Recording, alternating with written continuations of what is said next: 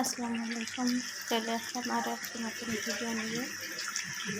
আজকে রান্নাটা প্রায় শেষ। আজ কিন্তু আমি রান্না করছি। অবশ্য ভিডিওটা আগের থেকে নেওয়া উচিত ছিল, কিন্তু আমি একটু ছাদে ছিলাম, তো এই জন্য নেওয়া হয়নি। একদম রান্নাটা অনেকটা প্রায় শেষ, আমি শেষের দিকেই চলে আসছিলাম। দেখেন রান্নাটা কতটা ইয়ামি হয়েছে। আজ রান্না হয়েছে পেঁপে আলু আর মাছ কিন্তু আমার খুব পছন্দের একটা মাছ। দেখতে পাচ্ছেন তরকারি কালারটা কি সুন্দর আসছে।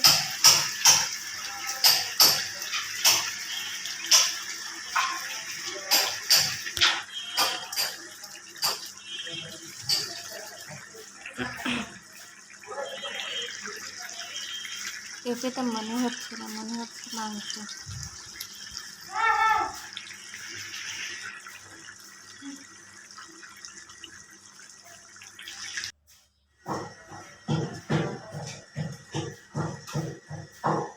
এই তো রান্নাটা প্রায় শেষ হয়ে গেছে। রান্নাটা কিন্তু শেষ হয়ে গেছে। আমি এবার একটু খেয়ে দেখবো যে রান্নাটা কেমন হয়েছে।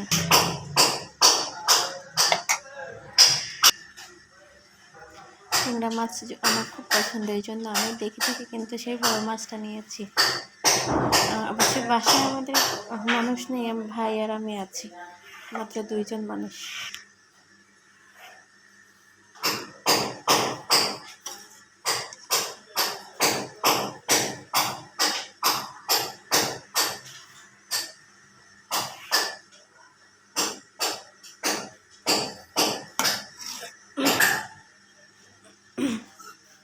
এবার তরকারিটা আমি ঢেকে রেখে দেব, দিয়ে এবার একটু ভাত খেয়ে দেখি কেমন হয়েছে।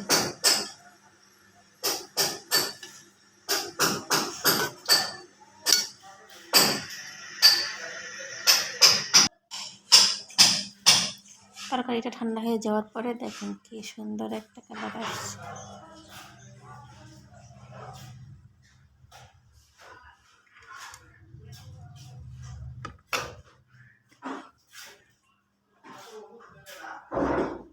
এবার আমি একটু খেয়ে দেখেছি কেমন হয়েছে।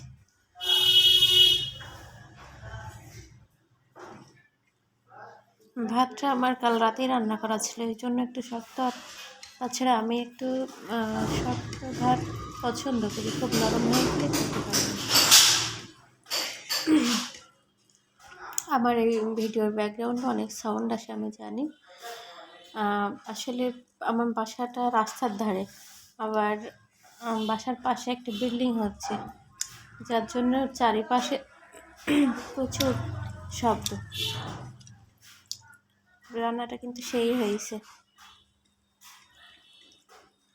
আপনারা দেখতে পাচ্ছেন যে কতটা ইয়াম্মি।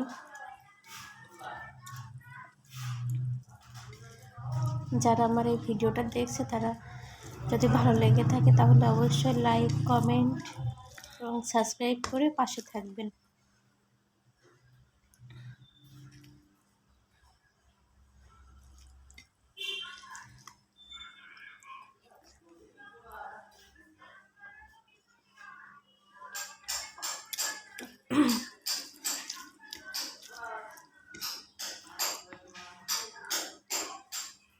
আর যাদের ভালো লাগবে না তারা অ্যাভয়েড করবেন।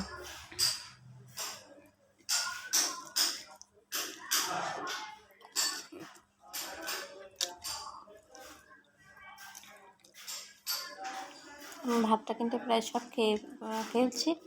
আমার ইচ্ছা করতেছিল যে আরও একটু ভাত নেই, কিন্তু হয়তো খাইতে পারবো না, এই জন্য নিলাম না। ভাত নিলে নষ্ট হয়ে যাবে।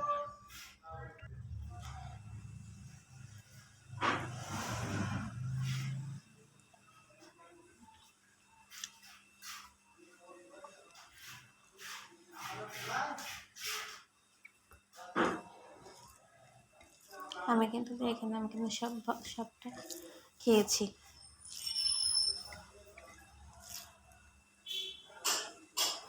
তরকারিটা এত মজা হয়েছে যে উম, আর রাখতেই পারলাম না, মনে হচ্ছে সবটা খেয়ে নিয়েছি এবং ইচ্ছা করতেছিল যে আর একটু নেই।